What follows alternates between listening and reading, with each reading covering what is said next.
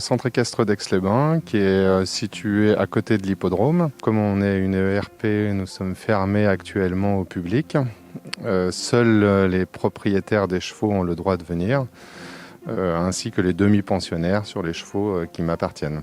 On a une cinquantaine de chevaux, 55 chevaux en tout, enfin chevaux et poneys confondus. Une vingtaine de propriétaires, donc là les propriétaires viennent travailler leurs chevaux quotidiennement. Et pour les chevaux d'école, une partie est lâchée derrière moi et une autre partie est montée régulièrement par des personnes qui viennent en demi-pension, mais qui viennent travailler les chevaux uniquement pour les sortir et leur faire de l'exercice physique, comme ça a été indiqué par le ministre de l'Agriculture il y a peu de temps.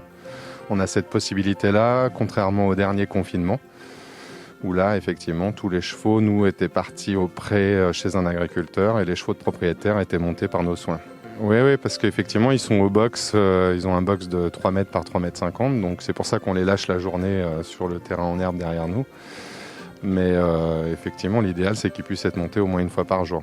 Alors la suite du confinement, en fait, les clients ont déjà payé leur cours d'équitation. En fait, ils payent à l'avance au début du trimestre. Donc on aura des cours à leur faire rattraper ou à leur rembourser. En fonction de la durée du confinement, on verra. Ça, on n'a pas trop de date de fin. Mais en tout cas, pour l'instant, effectivement, on attend cette date de fin pour décider d'un éventuel rattrapage ou de remboursement des cours.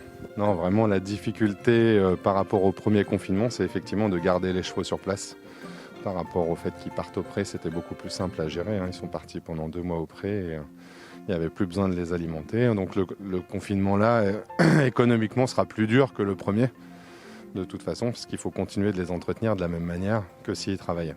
Économiquement, le poste alimentation, c'est 6 000 € par mois pour la totalité des chevaux, y compris les chevaux de propriétaires. Donc là, les propriétaires, eux, continuent de payer leur pension.